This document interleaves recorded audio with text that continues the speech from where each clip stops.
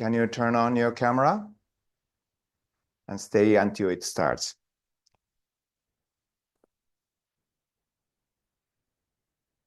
And people on YouTube, please wait for a little more while until we start our program. Thank you.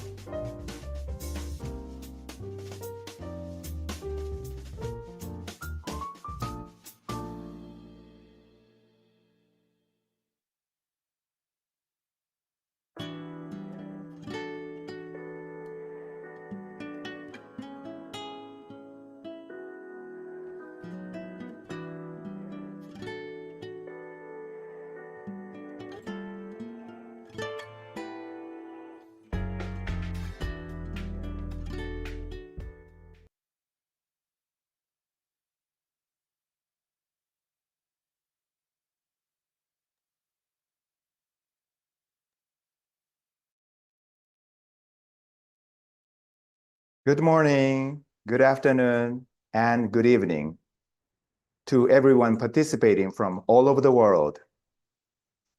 Thank you all for joining us for the Goi Peace Youth Event. How can we live our lives with freedom and fulfillment?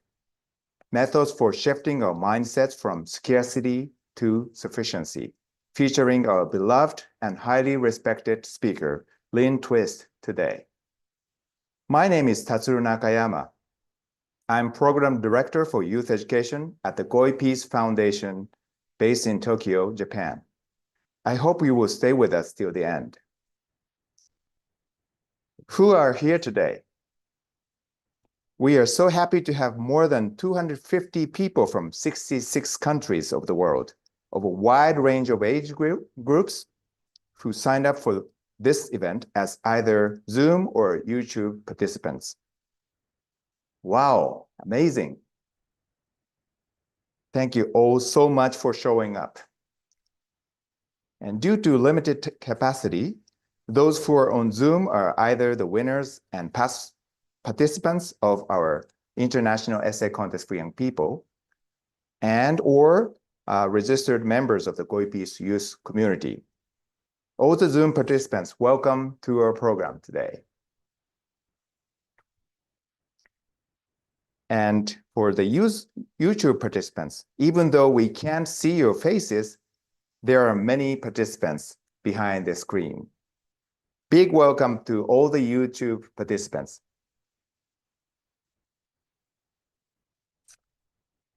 We are so happy to have Lynn Twist as our inspirational speaker today, joining us from the United States to spend special time with us today. Thank you so much, Lynn. Also, we have Sarah Better, CEO of Soul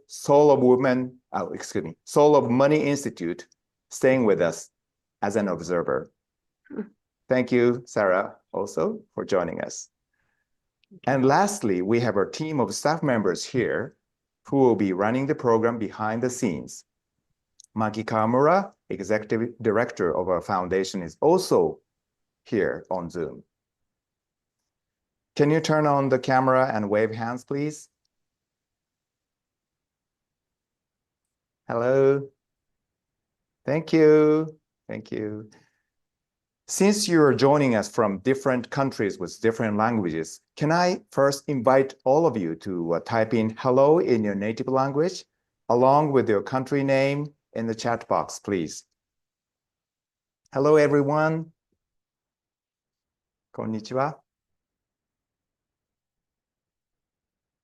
So can I now invite only the Zoom participants to say hello in your own native language? For now, please unmute your microphone and let's say it all together. 1, 2, 3. Hello. こんにちは。Hello. こんにちは。おはようございます。おはようございます。Thank you. Thank you. Now you can mute your microphone again. Okay. About Zoom rules, except for the Q&A and dialogue session, please mute your microphone while you are not speaking. Only when you speak, unmute your microphone. And this event is recorded, broadcast live on our YouTube channel, and archived soon after it is over. Now, let me give you a quick overview of the youth event. We aim to foster a community of young people from around the world who will play a leading role as peacemakers in their respective countries. According to the results of the recent youth survey on peace awareness, which we conducted with the participants of our essay contest for young people, when asked what they need in their life in order to contribute to peace, respondents' top answers were education, space to learn, chance to voice my opinions, and connections with like-minded people of my generation. These are the reasons why we organize youth events like this, where young people from various backgrounds can connect and learn from each other towards the creation of a peaceful world together. Yet the youth event has been open to all generations since the last one in July. There is no age limit. We have 2 youth events this year. In March, we invited a US-based Kazuhaga, trainer of nonviolence, as you can see on the left of the slide. Then in July, we invited Joaquin Leguia, Peruvian educator who started Children's Land initiative almost 30 years ago as our speaker. And last year in May, Peace Dialogue Hiroshima 2023 was held as the first youth event in conjunction with the G7 Hiroshima Summit meeting. Then in September, we invited Toshiko Tanaka, an A-bomb survivor in Hiroshima, as our speaker. And under the theme, How Can We Create Peace?, we learned from her experiences. Now, let me briefly go over today's program. In the next half an hour, we will listen to our speaker, Lynn Twist. Then there will be a question and answer session. Lynn is ready to take any questions from you on both Zoom and on YouTube. While you are listening to Lynn or anyone during the Q&A session, participants on both Zoom and YouTube are welcome to type in your questions or comments in your chat box.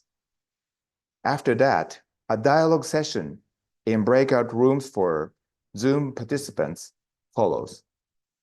YouTube participants can join the dialogue via chat box, and the whole program will last about 1 hour and 40 minutes. Once again, welcome to our program. Lynn, let me briefly introduce you to the participants. For more than 40 years, Lynn Twist has been a recognized global visionary committed to alleviating poverty, ending world hunger, empowering the status of women and girls, supporting social justice and environmental sustainability. She is the founder of the Soul of Money Institute, co-founder of the Pachamama Alliance, a sought-after speaker, a consultant and coach, and the author of a best-selling, award-winning book called The Soul of Money, Transforming Your Relationship with Money and Life. She has received numerous awards, including the 2015 Goi Peace Award. Today, Lynn will talk about her newest book, Living a Committed Life, Finding Freedom and Fulfillment in a Purpose Larger Than Yourself, and share her stories and experiences. So Lynn, the floor is yours. Well, thank you so much, Tatsuru. And I have to say something about Maki and her amazing family, because in 2015, when I received the Goi Peace Award, and Sarah Vetter was with me, we had the most amazing time in Japan. Just amazing, amazing, amazing. And talked to many different audiences, but in every single case, the wonderful Sayanji family had paved the way for my speaking and my message and the message of Sarah Vetter and the Soul of Money Institute to be so beautifully received. It was just, I'm looking back on it as one of the most beautiful experiences of my life to be in Japan speaking to the incredible Japanese people who you are all such receptive human beings. And I know we have people from all over the world, but for those of you who are not Japanese, you must go to Japan because the Japanese people are so awesome. And I just look at you, Maki, and think about your mother and your sisters and your dad and all the wonderful people that you have introduced me to.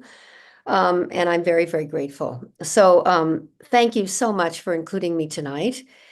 And I will talk a little bit about the times we're living in and how to bring your best self, your peaceful inner life to this disarray and a little bit wild and crazy outer life. I think we're living at such a tumultuous time, such a, in some ways, a little bit frightening time. There's so many breakdowns. Many people call this time the polycrisis or the meta crisis. That is, meaning there's so many crises that they all are facing us all at once in a way that if you want to work on social justice, you can't really do it without addressing the climate crisis, because so much of the climate crisis is hurting the people who have the least first and hitting them the hardest. So the climate crisis is a huge social justice issue, but you can't really deal with the climate crisis fully without dealing with massive, massive inequality in the economic system. How we've gotten to a place where a handful of people control the financial resources of the entire world, leaving the rest of us to be at the effect of their decisions, is something I think we're just baffled by. How did it get so extreme? But you can't address that unless you address the political crisis, because the political crisis is embedded in the inequality crisis, the climate crisis, the social justice crisis. I could go on to say the health crisis, the crisis in education. We're just living in crisis. So how can we have peace living in crisis? How can we find freedom and fulfillment in our own hearts at a time when everything seems to be falling apart at the seams? Well, I'm not sure I know the answer to that, but I'm going to talk about it in a way that perhaps will give us some access, some clues, some pathways to finding peace in our heart at a time of tremendous upheaval, knowing that if you take the long view rather than the short view, you start to see that the disruption is useful. You start to see that the breakdown is actually the forerunner to a breakthrough. You start to see that as is in the Japanese character for crisis, it's also the character for opportunity. When we look at our own lives And we look at times that were really difficult. Perhaps our parents got divorced. Perhaps a young person died of a suicide and you were baffled and hurt ever since you heard about it. Perhaps there was a bullying that took place in school that you never really understood. Perhaps you had a parent who was desperately ill with cancer and you just thought, why me? Why her? Why my own mother? Et cetera, et cetera. If we look back at the crises that we have lived through, that we have navigated, that we have taken into the fabric and warp and weave of our own soul and life, they have made us into the person we are today. They have taught us resilience. They have given us access to different levels of strength.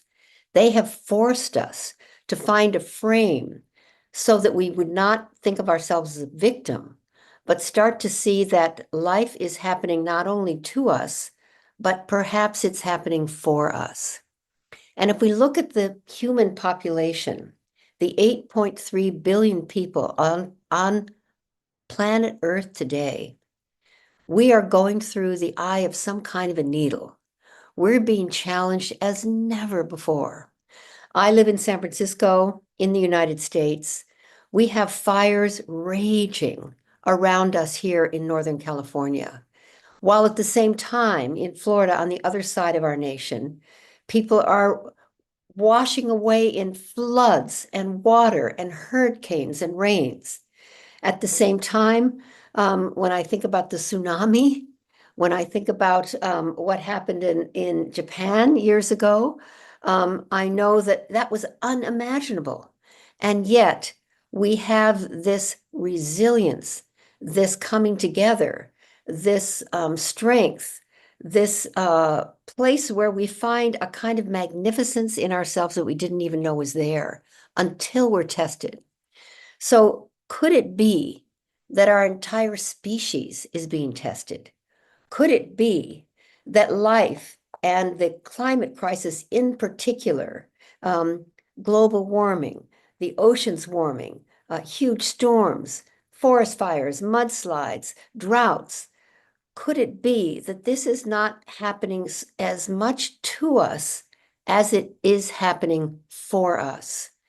Could it be that this is a very profound message from our mother, from the earth? And she speaks loudly and clearly, and it's not subtle. Perhaps there were some subtle signs years ago, but we didn't pay attention to them. So it's getting louder and louder and louder. One way of looking at the times we're living in is that we're coming up on 2025. 2025, you could say, is the first quarter of the first century in the third millennium. So let me say that again. When we went from the year 1999 to the year 2000, we didn't just come into a new year. We didn't just come into a new decade. We didn't even come into just a new century. We entered a new millennium, think about that, a new 1,000-year cycle. And this 100 years from the year 2000 to 2100 is the first century in the third millennium. And this, when we get to 2025, it will mark the first quarter of the first century of the third millennium, if you can stay with me. If you look at it that way, we are forging the next 1,000 years in the way we choose to live. And we're not going to live for 1,000 years. However, the choices that you and I make, it's now become so clear, impact the future of life for the next 100 years, maybe even the next 1,000 years. That responsibility, that awareness, rather than being a burden or something to be afraid of, can actually ennoble your life, make you realize how important your choices are, how meaningful your life is.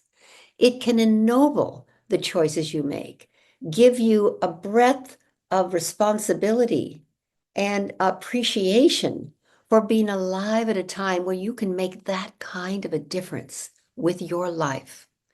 Whether you're 25 years old right now, or 18 years old, or 31 years old, or 10 years old, or in my case, approaching 80 years old, I know that my life really does matter.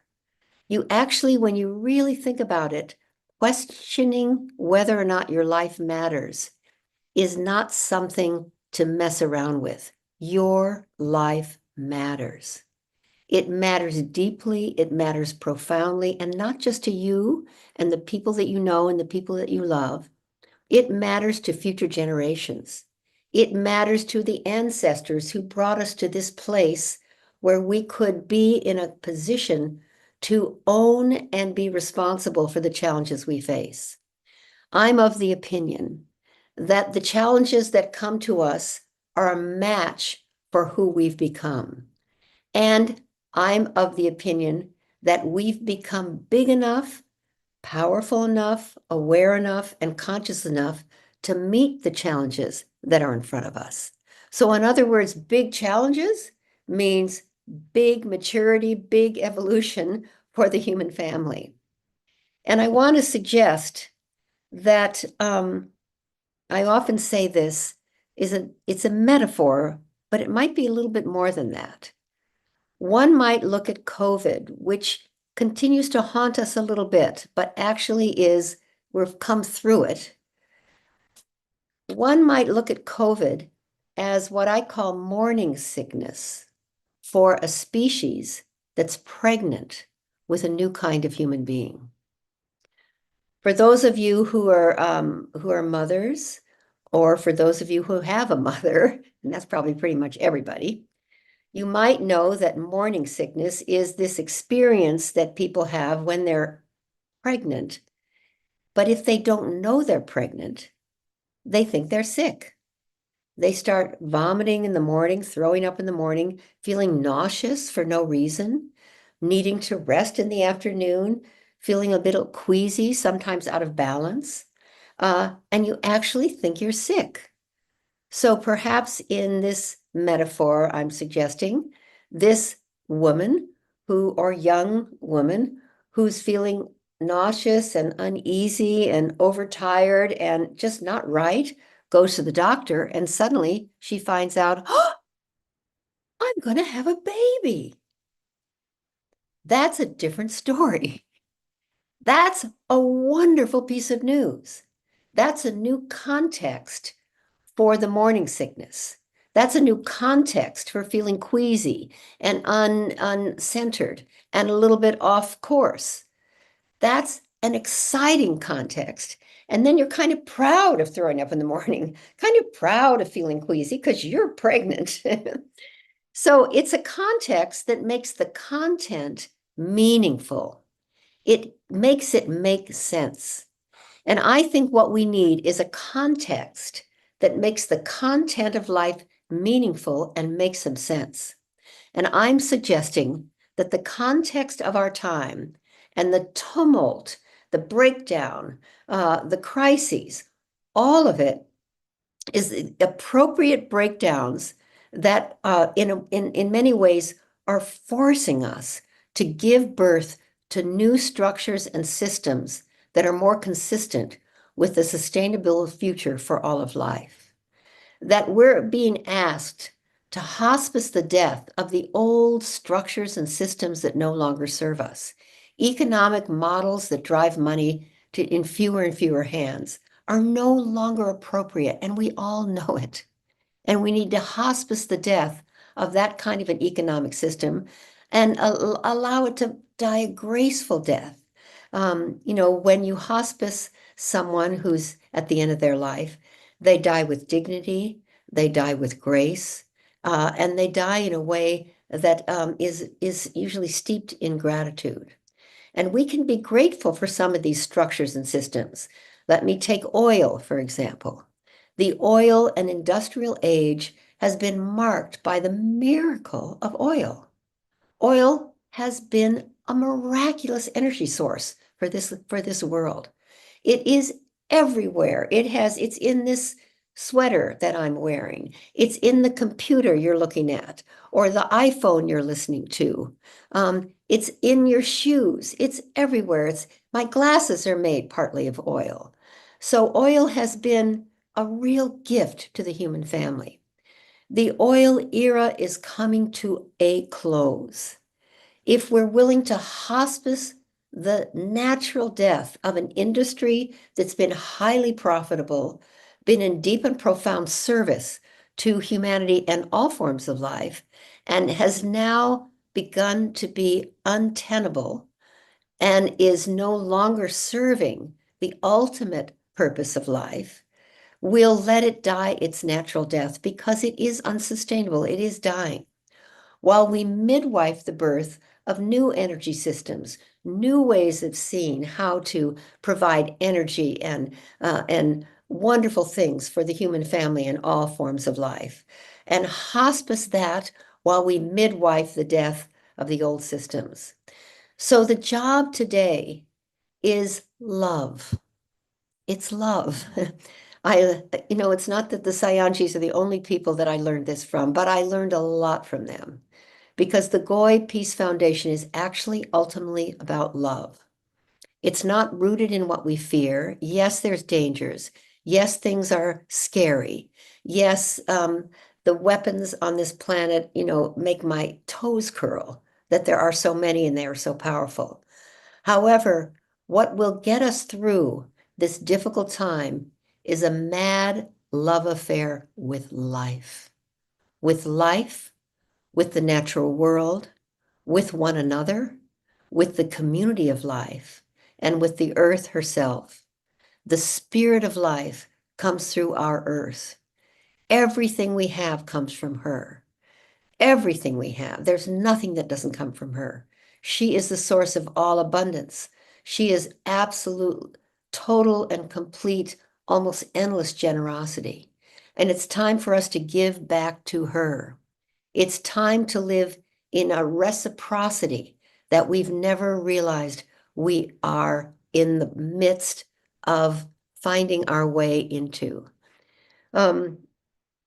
I work very closely with Indigenous people of the Amazon, as many of you know, and working with them has taught all of us at the Pachamama Alliance, which is an organization I co-founded that Sarah Vetter is also very involved in. And the word Pachamama means earth, the sky, the universe, and all time. The shorter version of the translation of Pachamama, which is a Quechua term, Quechua people are the largest indigenous language group in the world. The short version of translating Pachamama is Mother Earth. But the Quechua people have a bigger understanding of reality than we do. Most indigenous people do. So they say the word Pachamama means the earth, the sky, the universe, and all time. And when they say Mother Earth, that's what they mean. The spiritual chi, the spiritual power that is the life force itself, is Pachamama. And at the Pachamama Alliance, we've realized that one of the things that needs to be addressed, and we've never seen this before I'd say the last couple of years, and we've been grappling with it, is the misunderstanding of the role of human beings on this planet. We think, we have thought, we have been almost taught to think we have some sort of dominion over all forms of life. But actually, that's the misunderstanding. What's really at the heart of social injustice, of what's often called white supremacy, what's also called gender discrimination, is what I'll call human supremacy. The misunderstanding that humans are in some way supreme. Indigenous people have never, ever, ever operated from that assumption or that misunderstanding. For them, the giant otter is their brother. The beautiful kapok tree is their grandfather. The moon is their mother.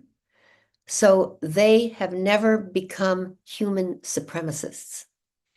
And our wonderful colleagues in the indigenous world have begun to point us to realizing that it's time to take an evolutionary leap to transform the dominant paradigm of human supremacy into human responsibility, human humility, human stewardship, and sacred reciprocity with the earth, each other, and the community of life. This is a very profound insight for me, I'll say. And when I began to see, yes, we think we're better than everything because we have a big brain and an opposable thumb, we've sort of taken over everything. But when you think about it, if we actually realized that the earth is speaking to us, that she is telling us to tone it down, to roll it back, to find our place in the community of life. We have a role to play, yes. It's an important role. But we've, I think, misunderstood what our role to play is. And I would say that I'm beginning to discover that human beings are very, very critical and important to the long-term future of life. But our job is to contribute to human flourishing.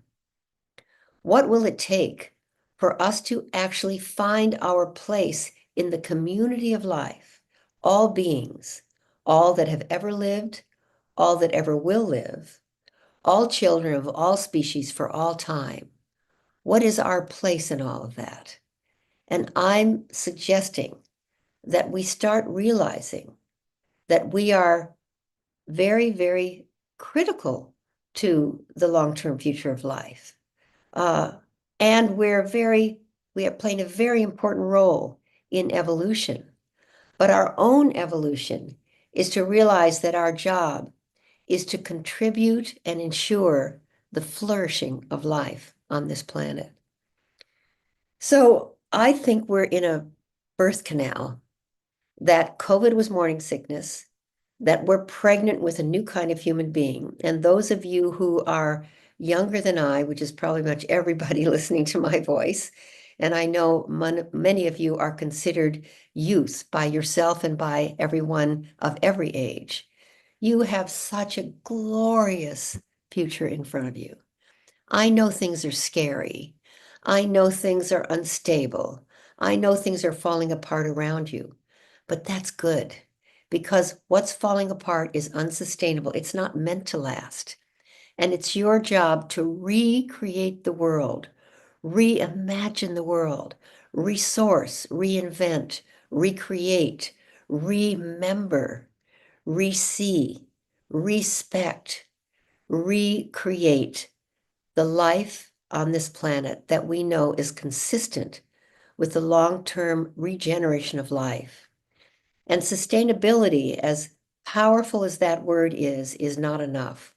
We are now in the time of regeneration, regenerating ourselves, regenerating our vision, regenerating our political systems, regenerating our economic systems, regenerating our educational systems, to let the old actually have a graceful death while we midwife the new structures and systems that we all know and can feel in our bodies are consistent with the life we all want. So I want to give you everything I can to inspire you to know that you came onto this planet at exactly the right time, that you have exactly the talent, the treasure, the wherewithal, the love, the depth, the soul, the spiritual authenticity, and the smarts to remake the world, to remake it in a way that we play our rightful role in sacred reciprocity with the earth, with each other, and with the long-term community of life. And that the Goi Peace Foundation is recognizing you. You came into this space of the Goi Peace Foundation work, this youth movement, because you're being called. You're being called by your own soul, but you're being called by the call of life. And the call of life is trustworthy. The grace and guidance that has sustained life for billions of years is still here. And if you're willing to listen deeply to the heart and soul of who you are, to the grace and guidance that I say is available everywhere, particularly through the natural world, you will not fail in bringing forth that which is meant to be your generation's assignment to recreate the world. I heard a wonderful TED Talk by a beautiful young woman who was 19. And she said people in her generation are so terrified and anxious and upset and sometimes suicidal because it looks like there's no future. And what she said is, she said, that's just a script. She said, I choose to re-script my generation, to rewrite the conversation that we're living in. We'll be the first generation in the history of the world to live in total communion with all species. We'll be the first generation in the history of the world to be so conscious that we will find our rightful role in the community of life. We will be the first generation in the history of the world that will reinvent the institutions of humankind in a way that they are consistent with a regenerated life of integrity, of wholeness, of love, of fulfillment, of sufficiency. And I challenge you all to join her re-scripting and create the world that you want. Thank you for giving me the opportunity to speak to you. Thank you for being young. I was, and it was so fun. And youth is actually a state of mind, not actually a chronology. So I feel young too.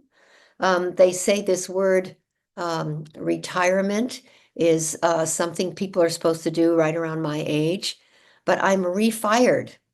Or you could say, I'm retiring. I'm putting new tread on my tires so I can be as useful as possible to you. Because in my 79 years of life, nearly 80 years of life, I've learned things that I wish I knew when I was 25, that I wish I knew when I was 40, that I wish someone had told me when I was 18. And you may or may not be opening to hear some of the wisdom that people my age have. But if you are, I'm available, I'm open, I can't wait to do anything I can to support you. And most of all, I want you to know I love you. Thank you.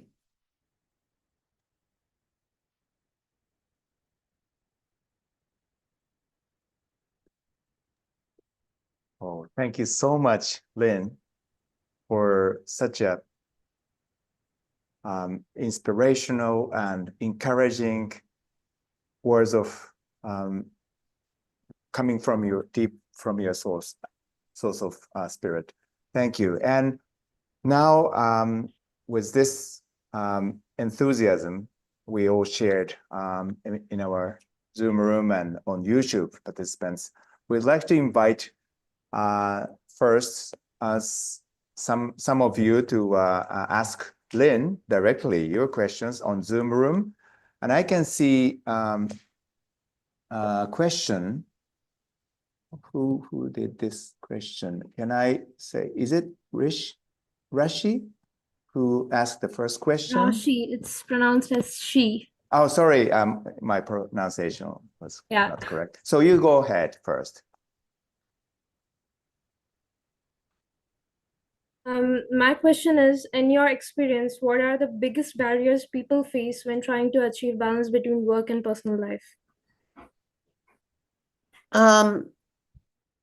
That's a wonderful question. Thank you so much for asking. I say that that is a false goal. I don't think balance is something we really want. I think what we really want is integrity, and that's different. Sometimes you're going to need to stay up all night to get something done. And if it means you're keeping your word And that is what is being called on to use your life that way, in a way that's somewhat a little bit extreme. And it makes sense to you, then I think that's fine.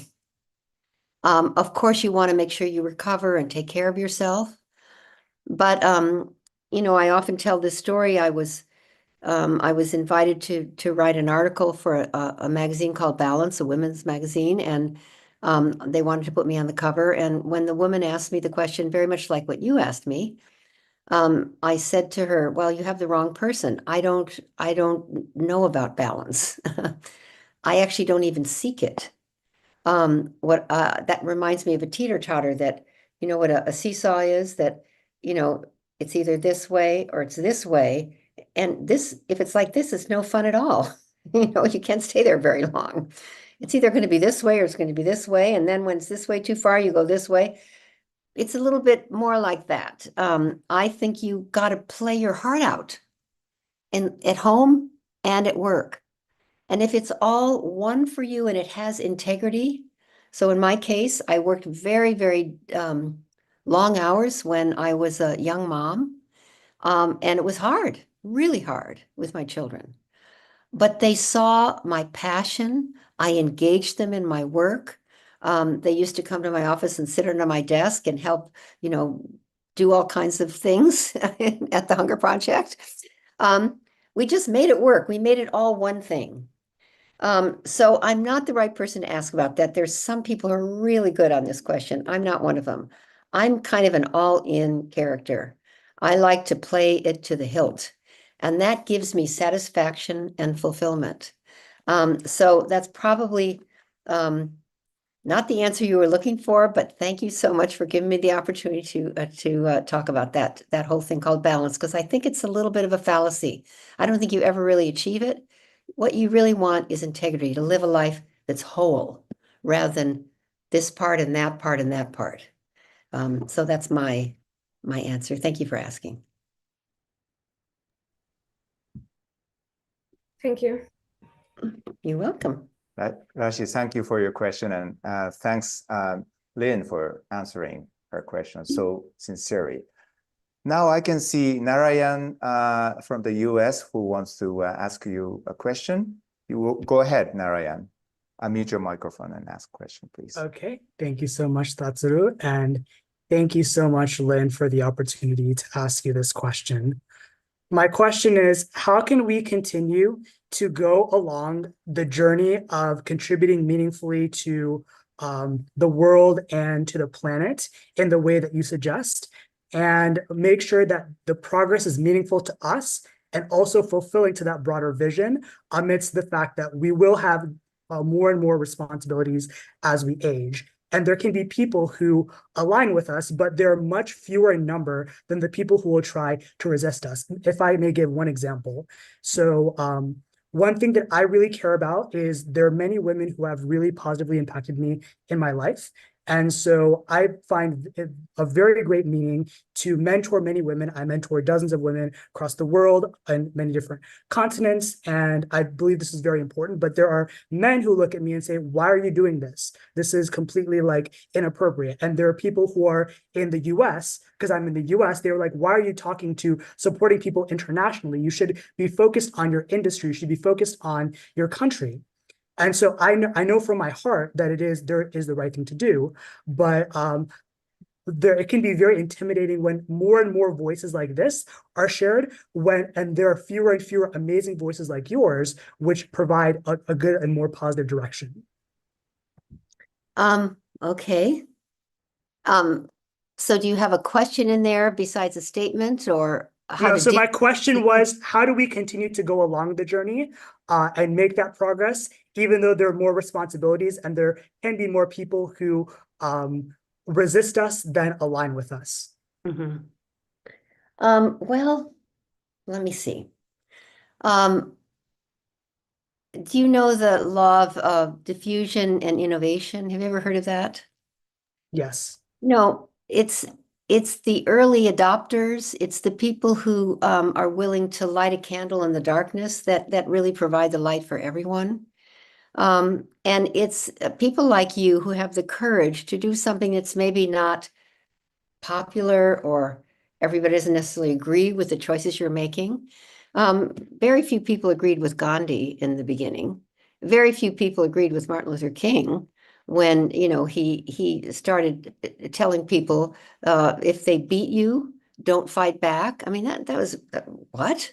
What in the world are you talking about? And person after person after person, I'm thinking of the vision of the Pettus Bridge when I don't know, this is a image that's in my mind of people being beaten. I watched the movie Gandhi recently and just marveled at how brave and courageous it was to use nonviolence to have the British walk out of India, and what Martin Luther King did, or what Jane Goodall did to say that chimps have emotions. People thought she was absolutely crazy. So the people that you and I most admire are people who lit a candle in the darkness, are people who actually were courageous enough to do something that was unique and didn't necessarily gain a whole bunch of agreement and people cheering for them right away, but had the courage to do what they knew was uniquely theirs to do.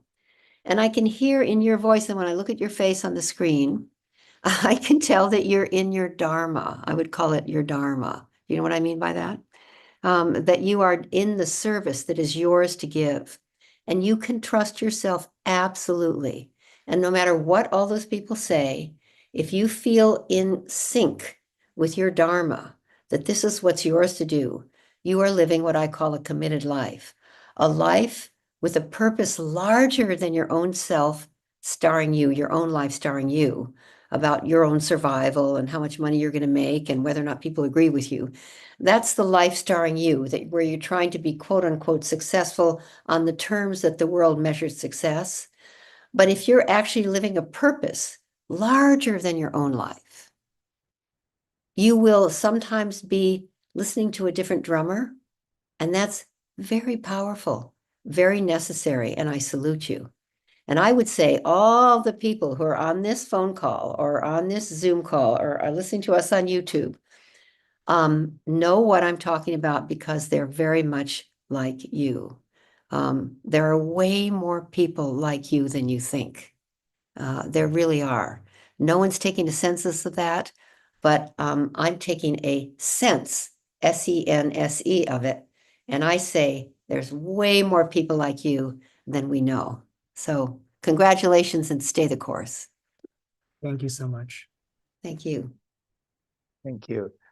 I can see Vaishnavi from India may wants to ask Lynn a question.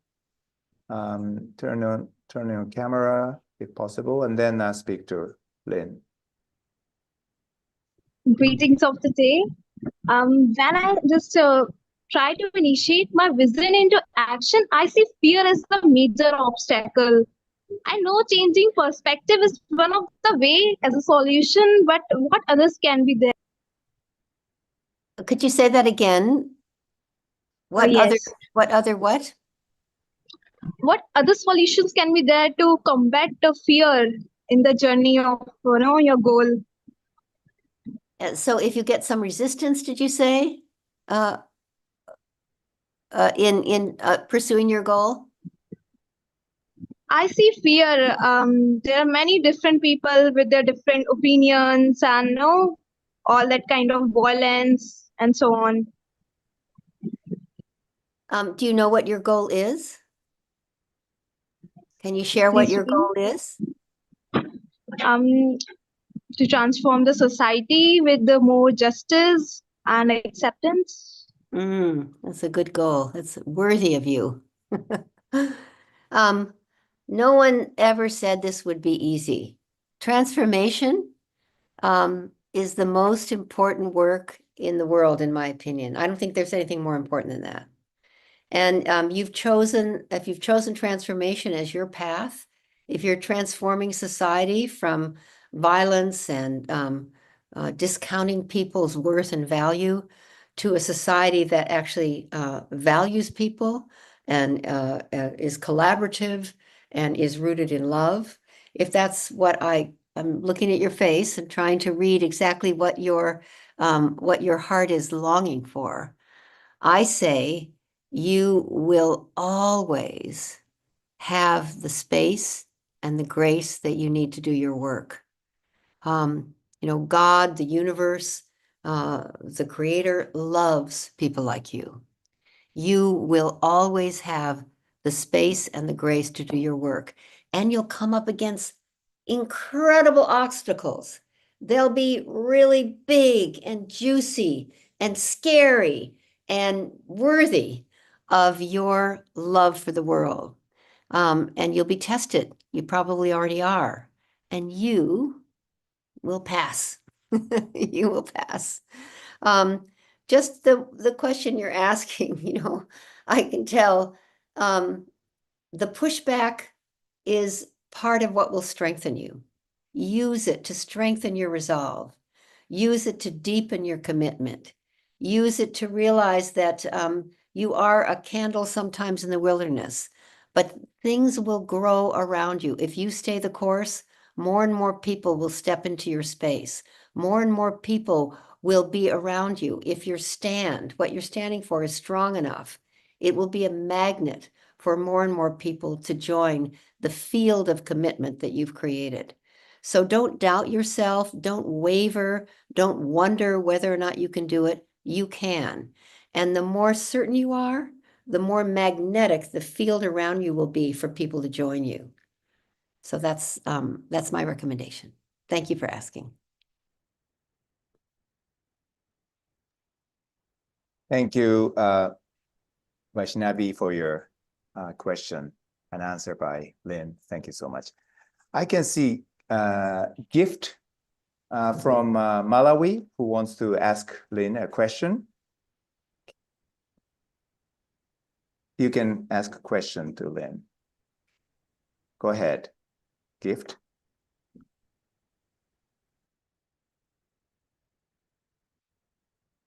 My question is that for now, the world has really been advanced by the internet, actually the AI. We are in AI generation.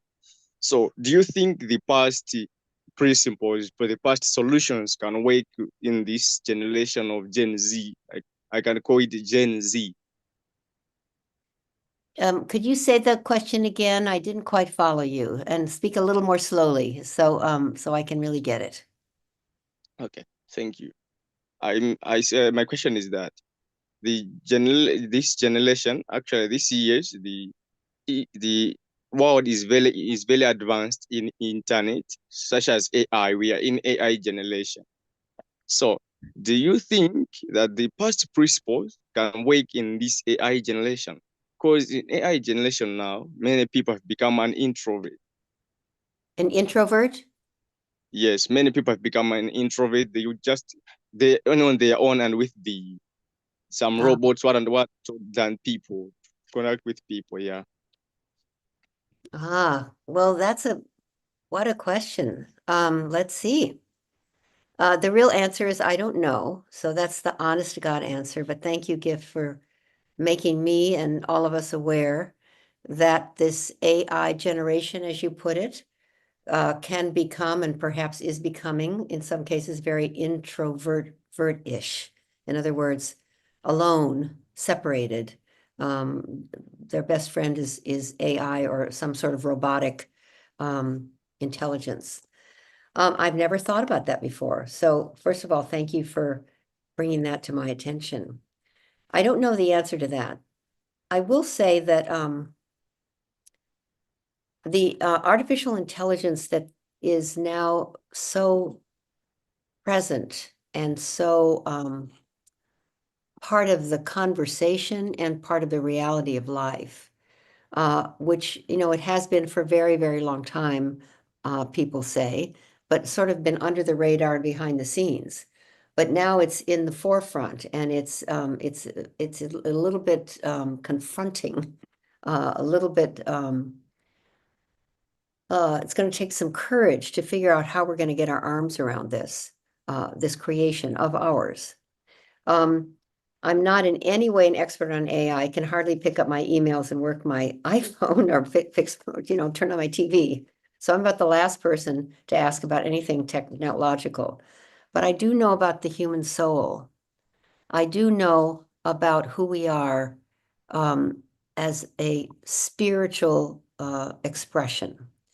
The wonderful Chardin quote, we're not human beings having occasional spiritual experiences.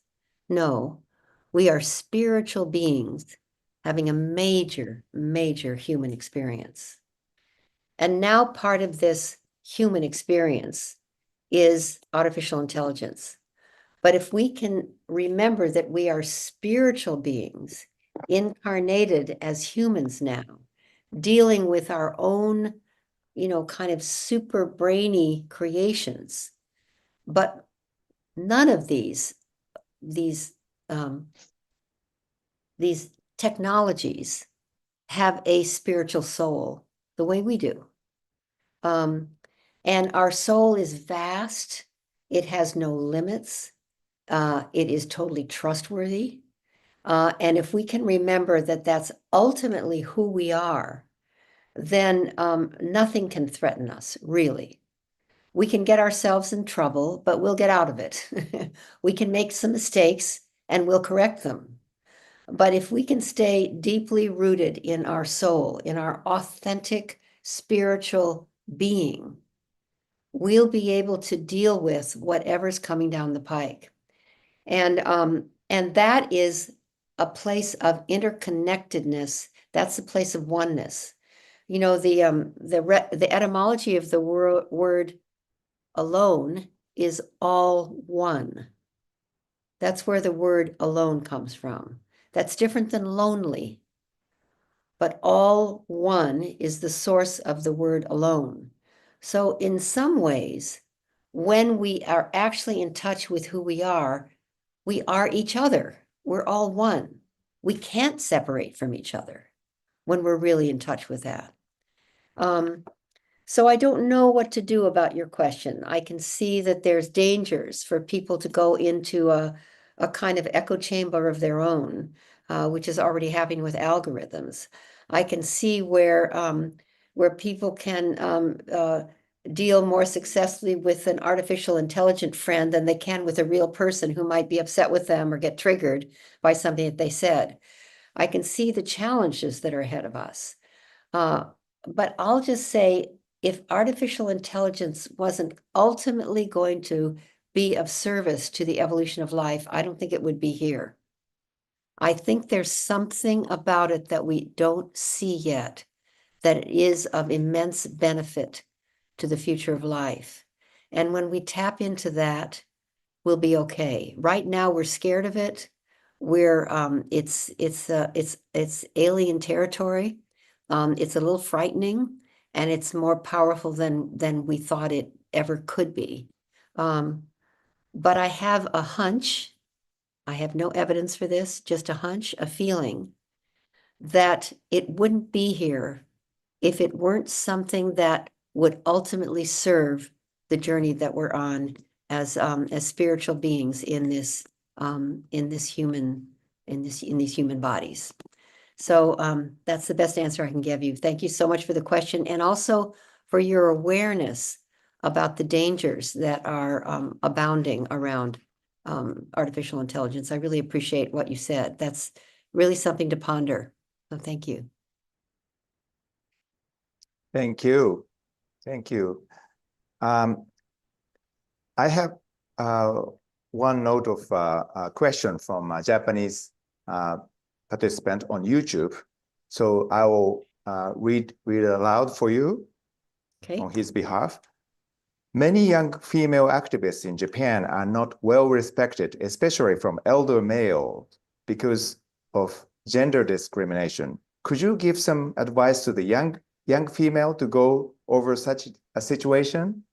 That's a question from him. Thank you. Is it from a man or a woman? So he wants advice to young women in Japan. But it's from a man who's From asking. a man. The question is from a man. Yeah. Okay. Let's see. Ooh, these are very challenging questions. Yes, they are. Well, oh, there's so many things that are changing so profoundly, and some people are just going to be left behind. Older men who can't really see that the divine feminine is on the rise and that it's good for everyone and everything. And then one of the best things happening in this century is that it's actually what I call the Sophia century, the century when women will take our rightful role in co-equal partnership with man and the world will come into balance. It's the century when the feminine and the masculine will come into right relationship, I think. And you know, it's not obvious yet, but we can really, really see, if we think about it, that the divine feminine energy that's coming through women and men has been yearning for full self-expression for centuries. I'm going to just tell a prophecy from the Baha'i people that's also validated and told by the Cherokee about the bird of humanity. And the bird of humanity is their way of talking about the human family. And they say that the bird of humanity has been flying for centuries in a certain way, with the male wing over here. If you can't see the screen, I'm waving my right arm, fully extended. And the female wing over in the left side is not yet fully extended, but folded in a little bit and hasn't ever really been fully expressed. So the bird of humanity with one male wing and a female wing, a male wing fully extended, fully expressed, and a female wing not quite fully extended and kind of folded in, has been really working hard with the male wing to keep the bird afloat. So the male wing has become overdeveloped, overmuscular, and ultimately has had to become violent to keep the bird of humanity afloat. And therefore, the bird of humanity has been flying in circles for hundreds and hundreds of years. But in this century, the Sophia century, the first century of the third millennium, the female wing of the bird of humanity will fully express itself, is fully expressing itself in men and women, in men too. And the full expression of the female wing of the bird of humanity will allow the male wing in all of us to relax finally a little bit and not be so overdeveloped and so violent. And for the first time in history, or for hundreds of years, the bird of humanity will soar instead of flying in circles. So maybe you could tell the men who are being unkind to Japanese women who are getting more and more powerful, that this is the evolutionary unfolding of the yin and the yang in the human family, that it's absolutely essential, that there's nothing they can do to stop it. And if they embrace it and go with it, they will be much happier. And so will the women who are in their space. So that's the best answer I can give you. And thank you for the question. And do everything you can to make sure that those women have space to be themselves. And the men recognize that this is one of the greatest things that's happening on planet Earth right now, is the full expression of the divine feminine in women and also in men. Thank you so much, Lynn. And thank you to the question participant from Japan. I think your advice was not just meant for women, but for men as well. So for everyone, thank you so much. Mm-hmm. And I can see another question on YouTube. Can I go? A question from Arkar Gison. I can't tell which country he or she is from. The person's answer question is, I am 16-year-old and I have to face many of the arduous challenges in my studies, but I remain resilient. How can I achieve my goal of becoming businessman who isn't afraid of failure? Oh, it's a man. Okay. So this is a question. Yeah, read it again. I'm sorry. Okay. Listen from a All right. I'm 16 years old and I have to face many of the arduous challenges in my studies, but I remain resilient. How can I achieve my goal of becoming a businessman who isn't afraid of failure? That's a question for him. Okay. Well, great. First of all, thank you for asking a question about resilience, which is really important stuff right now. You will stay resilient if you stay in touch with the possibility. Possibility and resilience are related to each other. Those of us who are resilient because we never, ever let go of the possibility of life. And the possibility of your life being a successful businessman who hopefully is contributing to a purpose larger than yourself and your own success. If that possibility stays alive for you and vital and vibrant, you can get through anything. Resilience and possibility are always related. If the possibility starts to wane and you stop creating the possibility, then you'll give up. You'll let the forces defeat you. But if you keep the possibility alive, you can get through anything. There's a wonderful phrase, I always use this when I'm doing this kind of a talk, from a friend of ours, Michael Beckwith, who's a wonderful preacher in Southern California, and another preacher friend of ours, Reverend Deborah Johnson. And they say pain pushes until vision pulls. And let me say that again for the translators. Pain pushes until vision pulls. And when you're having a baby, for those of you who may want to be moms, when you're in labor, it hurts to have a baby. It is not easy. There's a lot of pain. And the more it hurts, the closer you are to having a child. So you can endure it. You can endure anything if the vision is clear enough. You know you're having a baby, so you can get through anything to have that baby be born. And so I say to you, you're giving birth to a new business, a new life for yourself. If that vision, if that baby is clear enough for you and you want it enough, you can get through anything and you will be resilient no matter how arduous your studies, no matter how many obstacles are in front of you. You will go through them, you'll overcome them, you'll transform them because your vision will pull you through the pain. So thank you for asking. Thank you for asking the question and answering by Lynn. Thank you so much.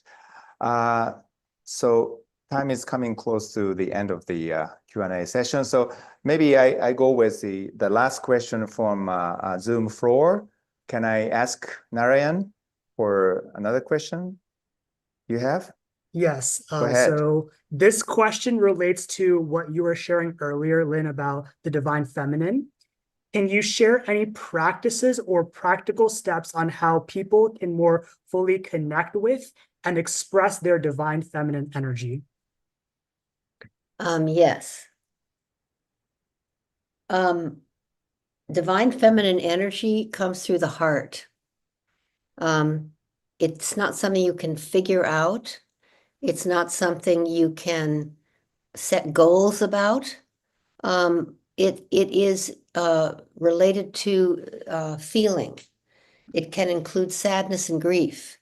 It can include wonder and awe. It can include being moved, being touched, being inspired. It has a lot to do with feeling, and sometimes we discredit feeling. We say it's too emotional, or let's get real. And that's actually taken us into this kind of crisis that we have now, where we're trying to figure everything out in our head. But when we really, really tell the truth, it's from our heart. It's always related to what we really, really feel. And that's the divine feminine coming through all of us. That's the divine feminine coming through all of us. We've discredited it and made it seem kind of new agey or Pollyanna or not real, not serious. Nothing could be farther from the truth. Actually, you know something's true when you feel it. That's when you know something's true. Not when you think about it and you weigh yes, no, maybe. That's calculating. That's important. That's useful. I'm not against that. I'm just saying that's not the divine feminine. But when you feel in your heart, in your body, in your soul, in your gut, this is true for me. That's the divine feminine, and it's more powerful than anything. And it's not just for women, it's for all of us. And we've shut it down, we've discredited it, we've made it not as important. It doesn't, we say it doesn't give us data and data rules. It does give us data. It gives us the most important data we can have, which is the feeling of knowing that we're onto something, that it's the truth for us. That's what I have to say about the divine feminine. It's everywhere. And the practice, I would say, is put your hand on your heart and see how and what you feel. And that will tell you everything you need to know to be authentically true to yourself and true to whatever it is you're working on. Thank you, Lynn. Thank you.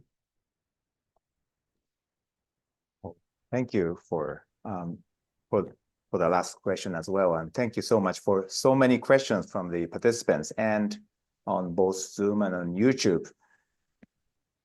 Now, it's time for you, Lynn. So do you have any questions or a question to all the international participants on both Zoom and on YouTube? You can give them a question and dialogue session continues. Okay, well, I'm going to give you, it's a double question, and it will lead you to see what's yours, perhaps give you some clues to your mission in life, what you're here for, what you're really, why you're on this planet now. Because I say it's not an accident that you're here now during this time of the poly crisis, the meta crisis. You're here because you have a role to play. It's not a big role or a small role, it's just your role. And I invite you to play it with all your heart. So my question is a little bit of a double question. I want to invite you to look at what breaks your heart about the world today and what makes your heart sing. Usually they're related. What breaks your heart about the world today that we're living in? And make sure you get to question number 2. And what makes your heart sing? So that's my double question. I broke the rules here, but. Oh, it's okay. Oh, thank you, Lynn. So Lynn gave all the participants double question, and you can see the question typed in. Okay, so on your chat box as well. So let me give you some brief explanation about how how it proceeds, this dialogue session.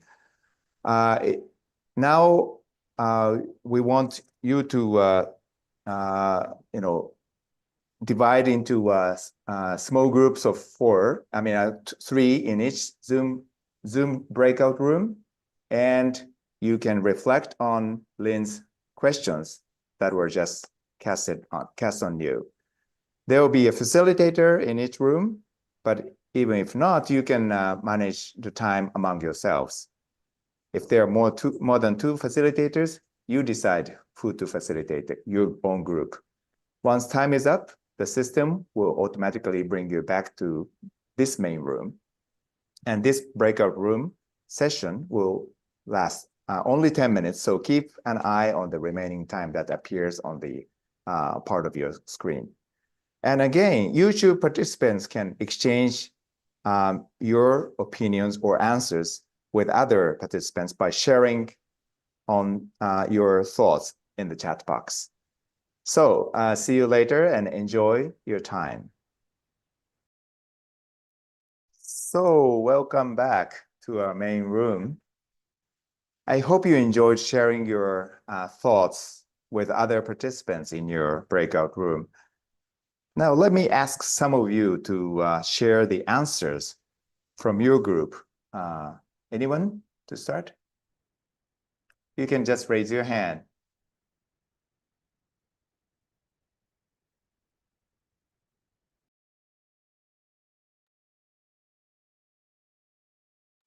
Okay, then let me ask Vaishnavi from India. You Yes. can share your, yes. Yes, What what was makes a heartbreak is the human suffering, and also that we are in the generation that with our increasing finances, we are decreasing the humanity. Today, just doing bad with someone, people feel good. So this is which is a major heartbreak. And what makes a heart sing? Then we have this collective opinion that the growing innovations, technology, and the symphony of innocence that a child in their childhoods have. And yes, the people like me and you and these organizations, which do still did have this hope to transform the society, is a great deal. Thank you. Thank you for sharing with us. Wonderful. I love Wonderful. that. Yeah. Fantastic. Okay, so what about another group? Anyone?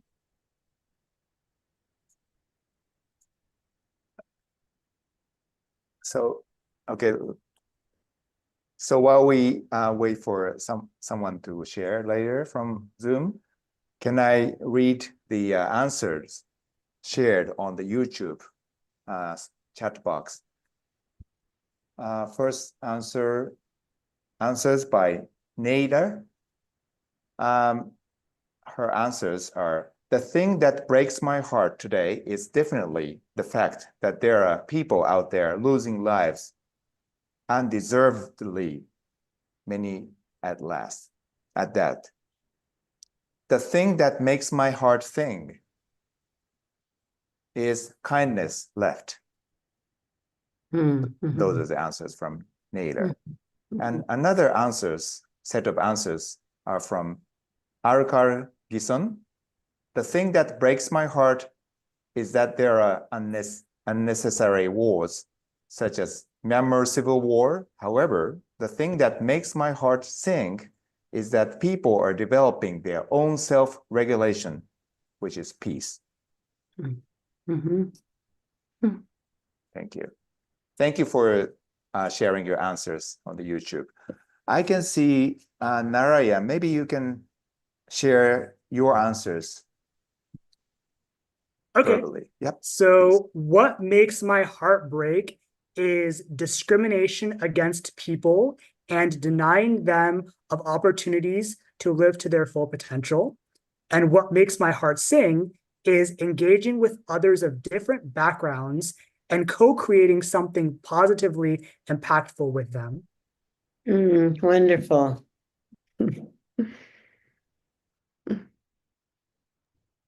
Any other answers you want to share? I'll just say something. Okay, please.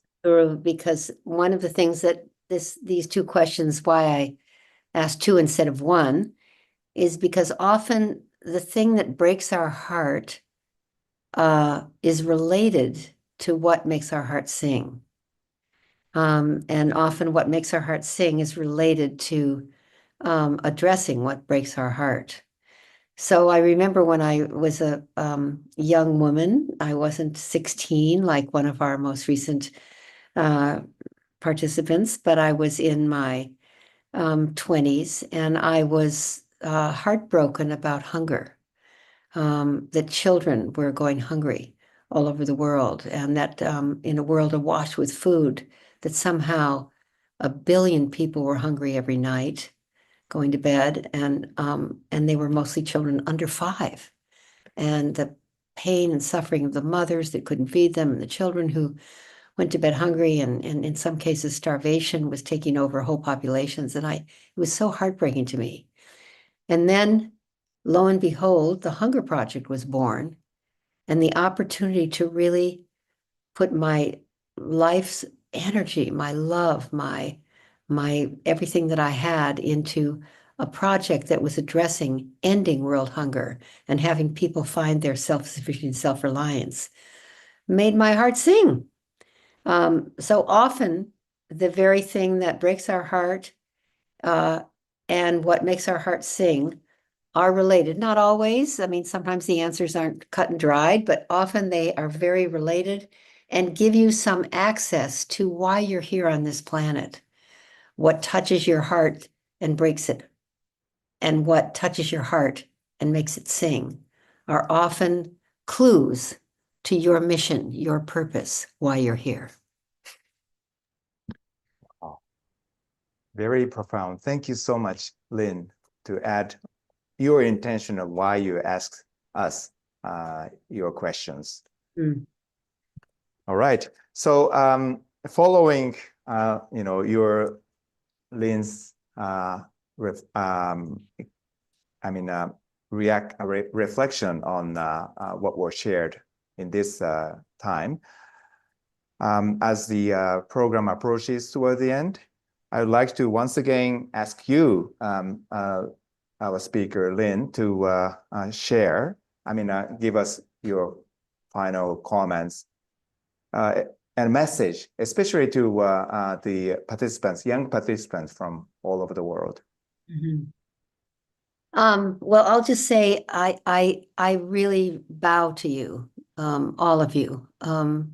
I bow to you who are organizing this, obviously Maki and Tatsuru and all of you from the Goi Foundation, Goi Peace Foundation. And I also bow to all of you who are born at a time when you can make this kind of a difference with your life. There's a belief that I have that people come into the world because it's their time. And I say this is your time. That you are born into a world with all this technology, all these tools, all this incredible information at your fingertips. You have in your cell phone more power than when I was a young woman in college that NASA had to put a man on the moon. You have more power in your phone than the National Aeronautics and Space Association, NASA in the United States, when the President John Kennedy, who was president when I went into college, had to put a man on the moon. And so you have so much at your fingertips. And it might be overwhelming for you, actually, but if you bring your soul power to the technologies and the instruments and the ways of making things happen that are yours now in your generation that we couldn't have even imagined when we were your age. If you match that with your soul power, with your longing to serve, with your concern for the world, with your capacity to be an instrument of something larger than your own life starring you, if you actually make a commitment to make a profound difference with your life, that your life mattered because you said so and you lived it in a way that it mattered, you will have the fulfillment and freedom you're looking for. You may not have even been looking for it, but you will have it because there's nothing more fulfilling and satisfying than being of service and making a difference with your life. And that's ultimately what people want. We get sometimes hijacked by what's called success, which has often got a financial number to it, or fame to it, or a certain kind of visibility to it. But you can ask the people who've attained fame and fortune if that's really as what it's all cracked up to be. And to the person, they'll say no. They, I'm sure, are grateful for their fame, grateful for their fortune, but it didn't give them what they hoped it would. What really gives your life meaning is being of service, is making a difference, is making the world a better place, is actually dedicating yourself to something larger than your own life starring you. And that's what I call living a committed life. And my wonderful colleague Sarah, if she's still with us, is an example for me of someone who has everything anybody would ever want. She's smart, she's talented, she's healthy and well, she's fun, she has a spectacular personality, she's beautiful, and she's well loved by so many, many people and has a beautiful family. And when she found the Pachamama Alliance and the Soul of Money Institute, she had the opportunity to take all that talent and treasure and be of service. And that's the source of fulfillment for everybody. And so don't be fooled by the shiny object of success or financial gain. It's smart to be financial secure. Yes, do that. It's smart to be successful in your job and be well liked and respected. But ultimately, if you take all of that and put it at the altar of service, that will actually light up your life and give you everything you've dreamed of. So freedom and fulfillment actually comes with a committed life. There may be other ways to get to freedom and fulfillment, but I can tell you from my own experience, living a life of commitment, a commitment larger than your own life starring you, frees you into being used by a purpose larger than yourself, which you say is a mighty one. This is a quote by George Bernard Shaw. He says, life is not a brief candle to me. It's a kind of splendid torch I've got hold of for the moment. And it's my job to do everything I can for my community and then pass that torch on to future generations. And I pass that torch on to you. You, the younger generations, you have everything you need to transform the world, to transform civilization, to transform our societies, to transform our relationship with the natural world and the community of life.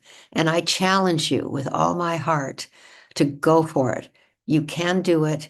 You're here at exactly the right time. You are the ones we've been waiting for, and thank God for you.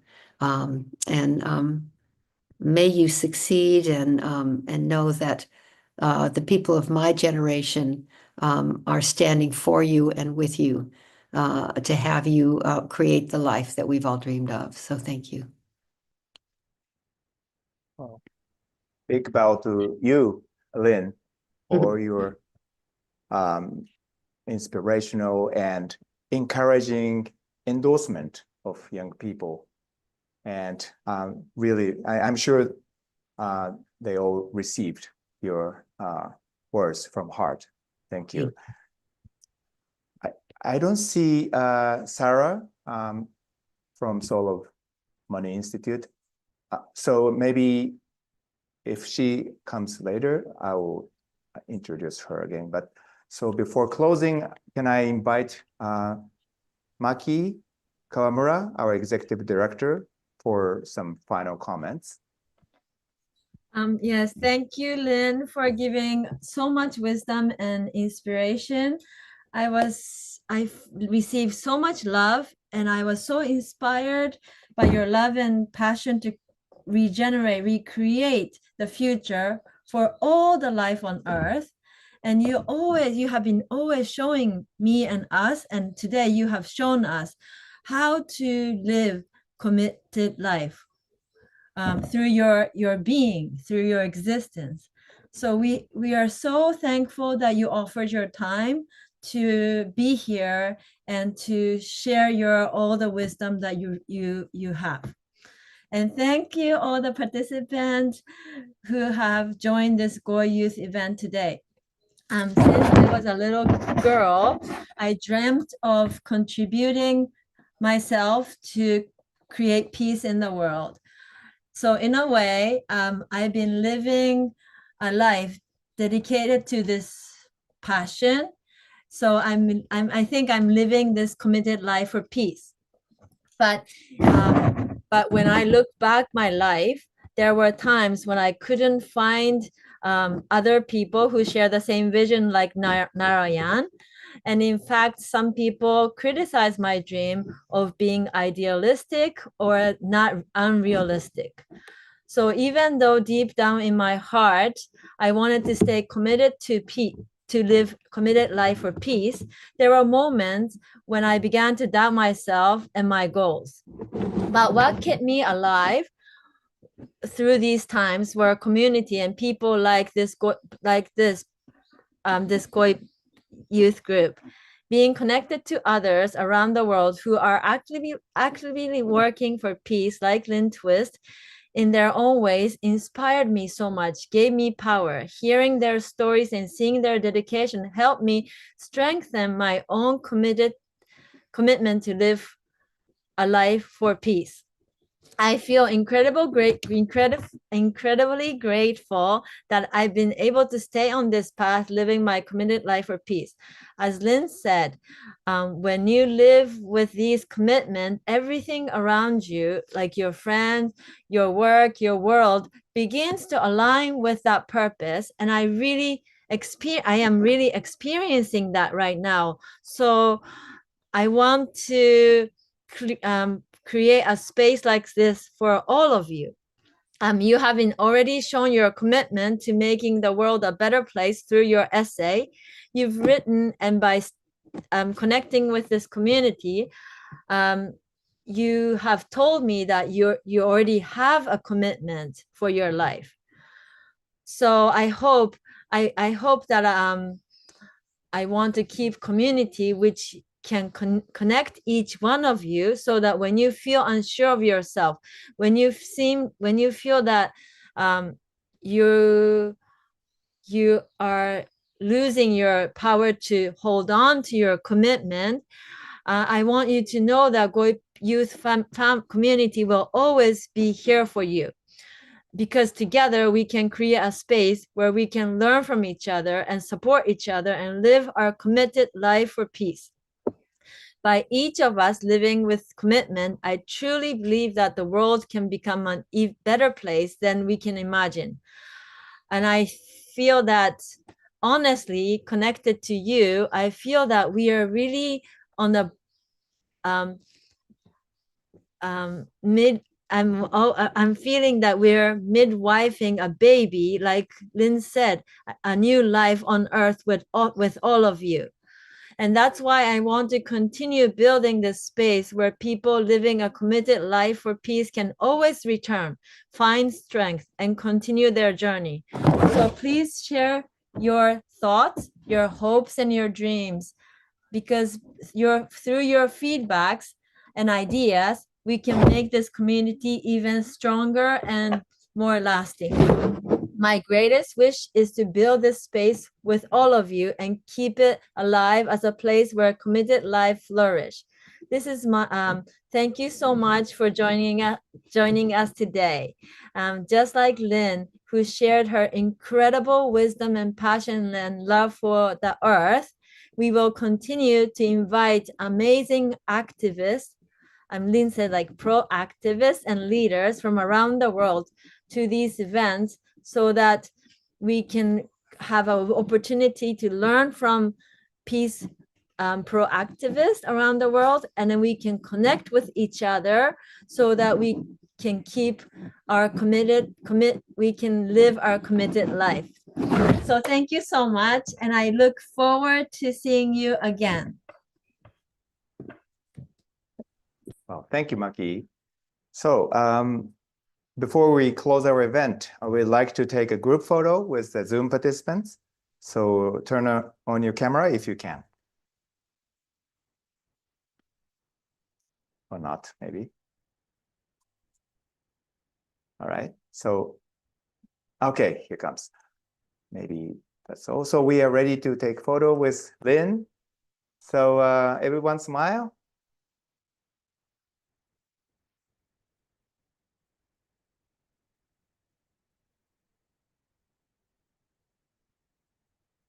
Thank you. Got it? All right.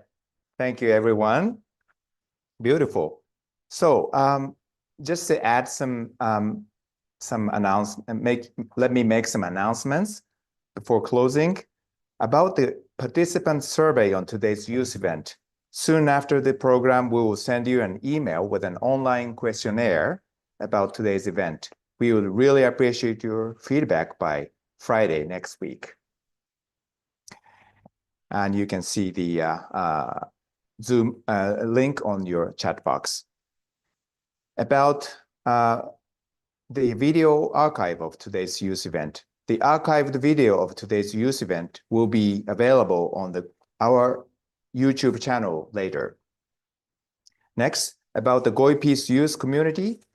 As we announced earlier, and as Maki touched upon, any youth up to age 30 at the time of registration are welcome to sign up as a member of the community. Members can join the future events like this via Zoom and will receive the latest information about international events and programs from the Goi Peace Foundation. If you are above 30, you are also most welcome to join via YouTube and support young people in your communities to connect, share their voices, and learn from each other to create a peaceful world. You're most welcome to invite your friends, children, or even your grandchildren to sign up as members of the community. Next, about our upcoming youth event. The next youth event is planned sometime in the first half of next year. We will make an announcement with all the details as soon as it is available. Next, about the 2024 International Essay Contest for Young People.